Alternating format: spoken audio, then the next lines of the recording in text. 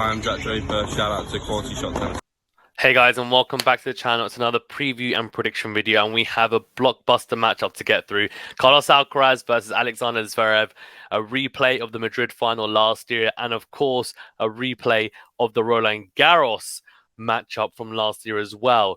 Alcaraz destroyed him in Madrid in that Madrid final, but Zverev got revenge at Roland Garros, beating him in the end in 4 sets, and that was a really, really important match. We know everyone expected Alcaraz to come out on top, but Zverev showing his skill and also his experience in that one. So this match now, round of 16 match in Madrid this year, is going to be intriguing, especially given the fact that Zverev has been playing some really good tennis the last couple of matches as well, after having a pretty, let's say, interesting 2023, not what he would have been hoping for at all. For Alcaraz, it's been a pretty good start to the year, although he was injured at the Australian Open, so wasn't able to participate there.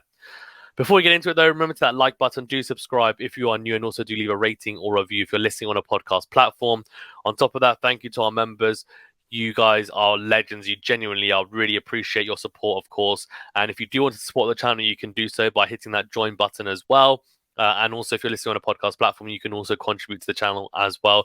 It just means that you guys are going to get continually better and better and better content each time we release our bits and bobs. So thank you very much, guys. Appreciate it. Okay, so what I will say is this is going to be a really interesting match for some of the reasons why I mentioned before. And what we're going to do is we're going to talk about their current form, and then we're going to talk about their head-to-heads, the matches between the two. And then I'll talk about technically and tactically how I think the match is going to potentially play out and what each player might try and utilize to take advantage of their opponent's perceived weaknesses. And ultimately, I'll give you guys my predictions. So let's get into their current form then. So Carlos Alcaraz has played some really good tennis.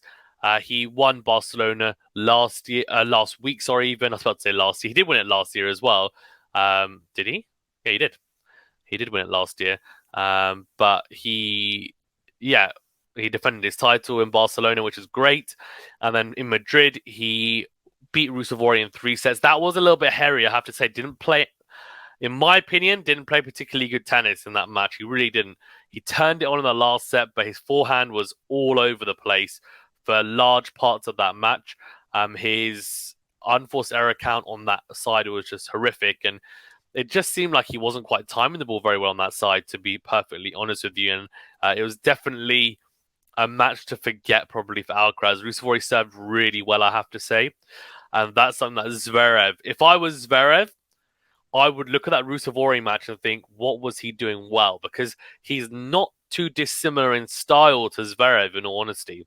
A very solid baseline game, big server, doesn't mind coming forward as well and volleying, and has a pretty good engine, is able to get around the court pretty well as well. Good athleticism, and you'd say Zverev is a level up from Ruusuvuori at least.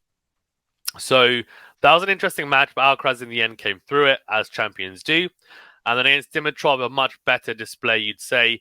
1-6-2-7-5 in that one. And looking here, 16 winners to 4 unforced errors. That's a much better return. Whereas against Ruusuvuori, now, of course, that was 3 sets. He was at 36 winners to 10 unforced errors. Not really sure how correct that is, in all honesty, but unforced errors are very, very subjective, I think, is what we found out in the last few months anyway, considering what happened in that Rublev Rune match, where there's a massive discrepancy, I think. So what I would say, though, is Alcaraz has been playing some good tennis. I think he played well against Dimitrov from what I saw as well. Ruusuvuori, one to forget, but he's now kind of into the groove of things. For Zverev, he has looked pretty good as well. Now, he lost to O'Connor in Munich in his first round match, which would have been really disappointing, given that he was playing at home. He does say, and has said as well in the past, that he does struggle to play at home with an expectation. That's a little bit of a red flag to me, in honesty, but some players handle it in different ways, so we'll forget about that for now. He lost to Medvedev in Monte Carlo before that in 3 sets. Should have won that match. He had multiple opportunities to do so. Now, his first round match in Madrid, he played Carabas Baena. Carabas Baena took the first set in a tiebreaker, but then Zverev won 7-5, 6-love, bageled him in the third set. And he carried that similar form from that third set into the match against Hugo Grenier, beating him 6-1, 6-love. So a breadstick and a bagel to boot. Now, I am a little bit excited by that, but I'm also going to take these results with a bit of a pinch of salt because of the caliber of opponent. Now, Hugo Grenier is ranked 128 in the world. So, yes, impressive that he breadsticked and bageled him, but that doesn't mean that he's going to go into the Alcaraz match and suddenly bagel Alcaraz. So, I think we need to just maybe, let's be a little bit sensible about how we think about this match. But what it does mean is, in my opinion, that Zverev is going into this match with a huge amount of confidence.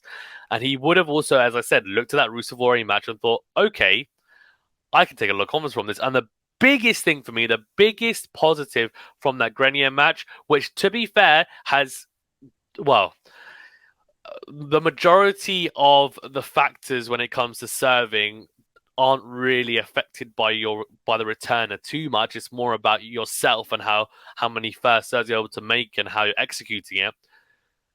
He carried that out to perfection against Hugo Grenier. First serve percentage of 86%, 88% of first serve points won, and 50% of second serve points won. And that's a really good return. 4 aces and only 1 double fault. Always good to see.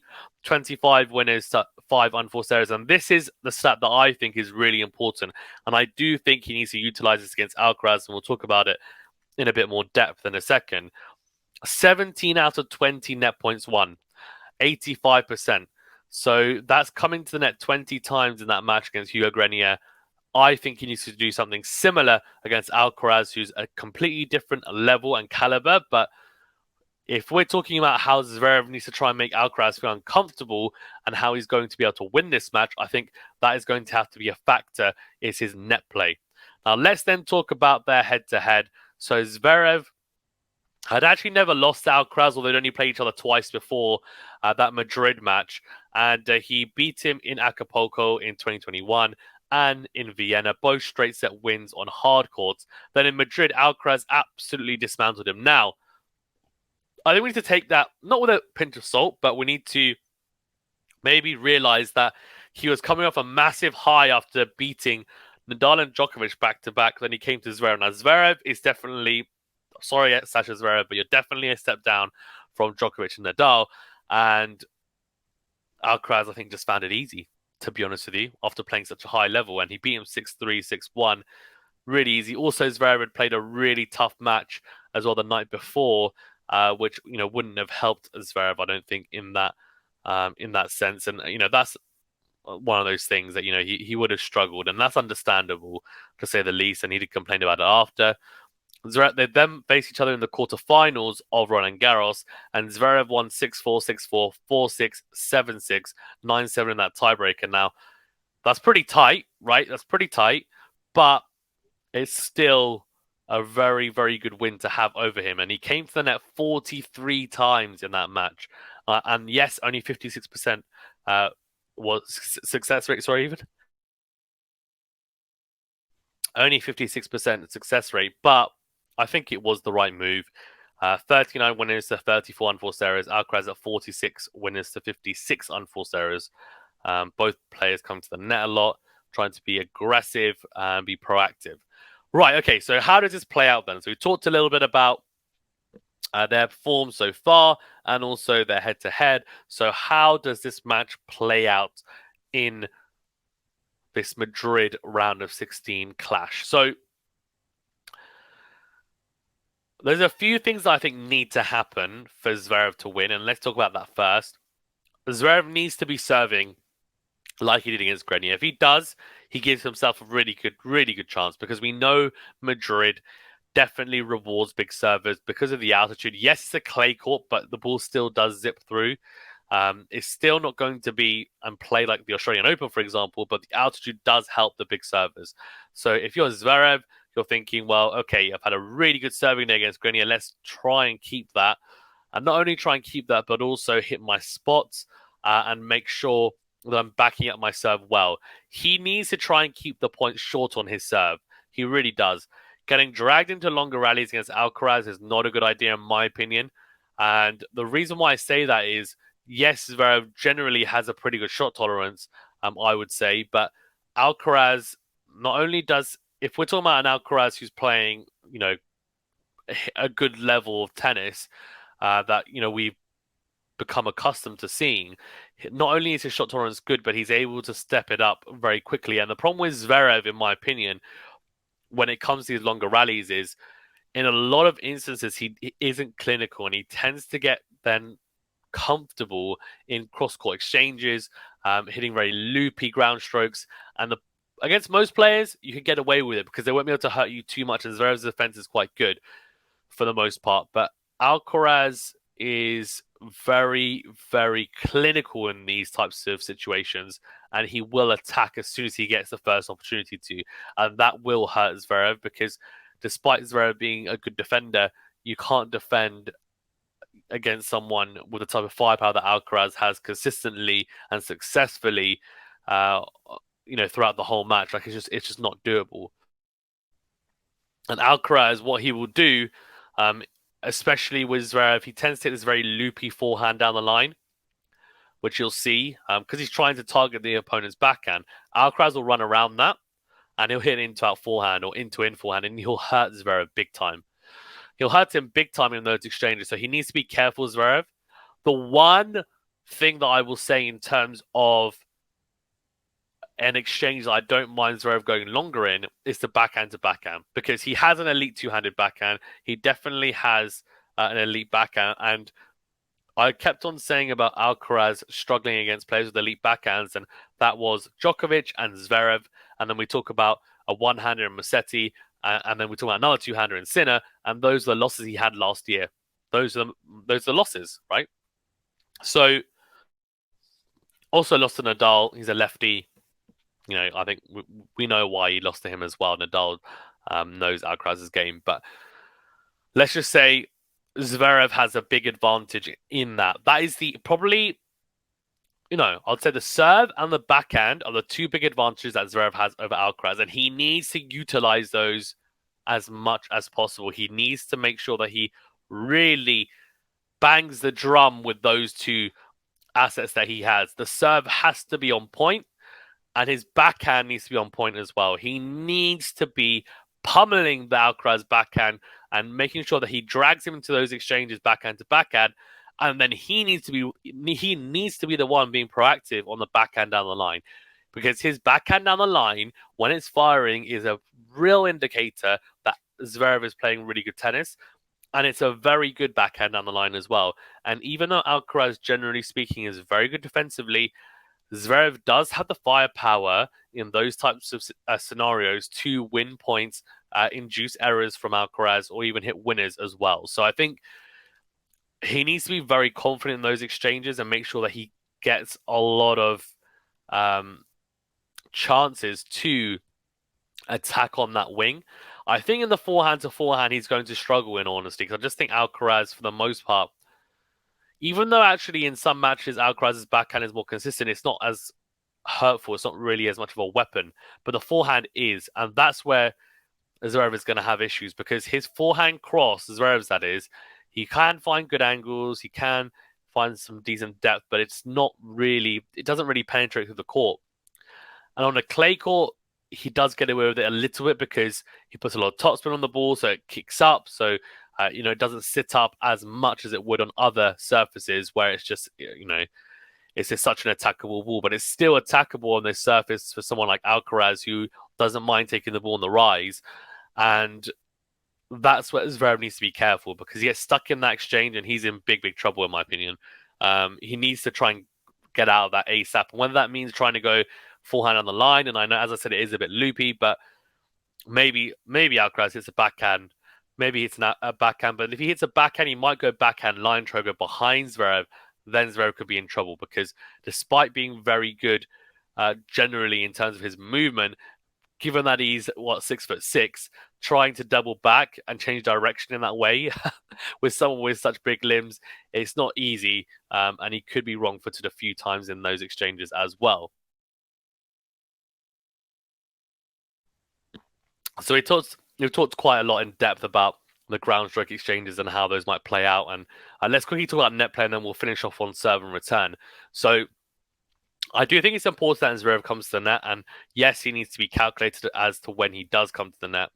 I think approaching the forehand is probably not in my opinion anyway, the way to go with this tactic, because Alcaraz, we've seen hit some incredible passing shots on both wings, but especially the forehand side and even on the forehand side on the run. And yes, the backhand he's able to do it as well, but not to the same degree from what I've seen. Because on the forehand side, he tends to be able to whip it down the line if needed, almost desperately, but it ends up being an incredible shot in the end. On the backhand side, I think he can get more success, Zverev. He needs to hit a good approach, though. It can't be a safe approach because he'll be a sitting duck. And then he needs to be clinical at the net with his volleys. I've tended to notice that Zverev isn't the best at finishing off points at the net at the first time of asking. He needs 2 or 3 volleys. Now, generally speaking, that isn't always a massive issue, but I think it's an issue when the chance is there to finish off for the first volley. And if you're not being clinical there, that's when you can then get hurt, right? So he needs to be careful in those instances. And I would say that he should utilize a drop volley. He might utilize a drop shot a little bit as well, which I don't think is a bad choice against Alcaraz, especially if he's able to push him back in the exchanges. But I think he does need to come forward. He does. He needs to try and be proactive. I think Zverev is at his best when he's being proactive and trying to be a bit more aggressive. The Zverev that is safe and is happy to just sit back and try and force the opponent to make errors, or waiting for the opponent to make errors, even, is not a Zverev that I personally think will win a slam. The Zverev that I can see winning a slam is one being very proactive, coming forward a lot, and trying to make things happen. And I do think by coming to the net, it gives him a sense of purpose and also intent, and attacking intent, which I think is important. He's got good hands. He's got good enough hands in the net. He came to the net a lot in his previous match against Grenier. I think he needs to do the same against Alcaraz. And also, if he's going to hit a really good kick serve, why not come to the net? We've seen a lot of the younger players do it, like Alcaraz and Sinner, etc. I don't see why Zverev can't do that. I think he's got a good enough kick serve, and I also think he's good enough to transition to the net, even, and finish off at the net. I genuinely do. For Alcaraz, I've talked a lot about Zverev and his net play. I mean, Alcaraz is going to come to the net. It's naturally part of his game on any surface. And he will serve and volley at times. He will come forward.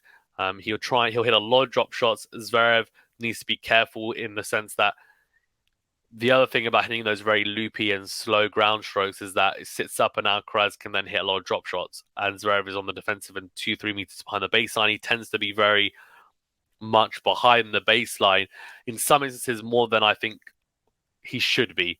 He's a tall guy. I don't see why he can't take the ball a bit early on the baseline at times and try and be more proactive. I get that if you feel like you're in a defensive situation, you need to be behind the baseline. But in instances where we're at neutral, he's 2-3 meters behind the baseline and he's taking the ball lower than, he's not taking it early at all, really. I guess I get on the clay, you can maybe get away with it at times. But against Alcaraz, you want to get as many advantages as possible. And I don't feel like that is one by standing that far back if you're Zverev, in my opinion. And also what it means that you become very susceptible to the drop shot, which is exactly what Alcaraz is so good at doing. He's got arguably the best drop shot on tour, or the Fazan special, as I like to call it. But yeah, that's a little bit about the net play. Okay, serve return dynamic, and let's wrap it up because it's gone on longer than I was anticipating, so apologies.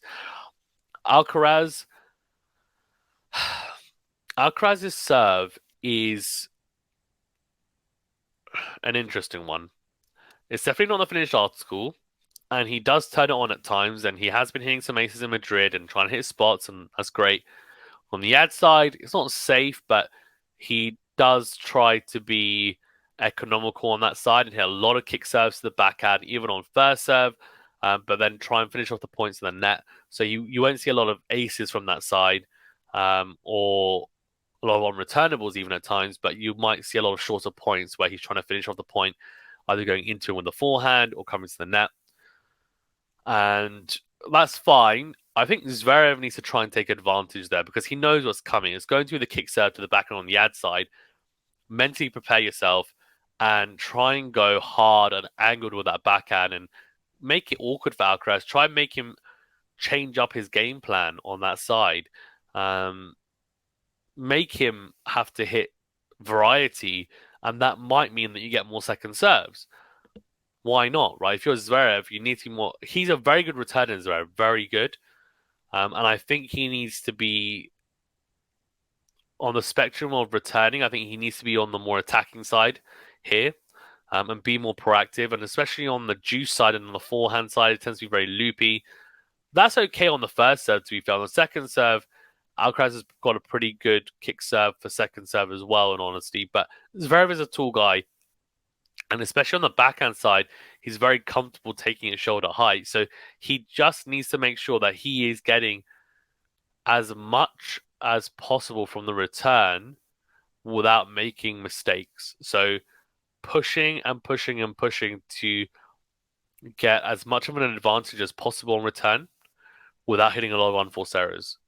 And he'll know the balance and he'll have to gauge it. But it's important, I think, that he does that. It's really important, I think, that he isn't safe on return. He isn't super safe on return and just goes very slow down the middle. At times, if it's a great serve, then fine. But if it's not and he has the time or he has the position, or has the ability to change direction, try and get Alcaraz on the stretch, then he needs to try and take advantage because Alcaraz is a very good returner in his own right. Now, Zverev serves has been serving very, very well recently, but that's not to say that his first serve percentage might not drop down below to 50% from 88% from the last match, and that's very possible. Zverev needs to make sure that he is serving well, but also returning as well. Now, on a clay court, breaks of serve are pretty common. In Madrid, not as much, but it's still a factor. So he needs to be careful in this dynamic. He really does. For Alcaraz as well, I think he needs to be careful because Zverev, as I said, very accomplished returner. He needs to be a bit creative. Coming to the net is a good ploy, but he needs to make sure that he's not being really predictable. Zverev actually figured that out quite well at the French Open matchup that they had, that Alcaraz is going to do that. Now, the courts are not as quick at the French Open, but what he did very, very well is say, okay, I know I'm starting to read and anticipate when he's going to come to the net, and he hit some really good returns, very low over the net. That made it very hard over there with a lot of pace. That made it very difficult for the volleys for Alcaraz. Now, I would argue that the Madrid courts actually suit Zverev more than the Roland Garros courts. That's in this matchup. So this is a really, really interesting one. It really is. In terms of results, I think it's going to be close. I do think it's still hard to go against Alcaraz, but I actually wouldn't be surprised if Zverev wins this one, in all honesty. Just because, as I said, I think the Madrid courts actually, I don't know, do they favor Zverev's serve? Maybe it favors Alcaraz's general game more because everyone tends to think that he's best on a slow hard court or a fast clay court then, right? Because they kind of play similar. So I'm going to go Alcaraz in 3 sets, but a very, very tight match. And I genuinely wouldn't be surprised if Zverev wins. Now, I wouldn't be surprised if Alcaraz blows him away either. I can't see Zverev blowing him away, but I can see a tight match. I think that's going to happen. So let me know your thoughts in the comment section below. And apologies for it going a bit longer. If you've managed to stay with us till the end, drop a like. Make sure you subscribe if you're new as well. And we'll see you on the next video. Thank you very much.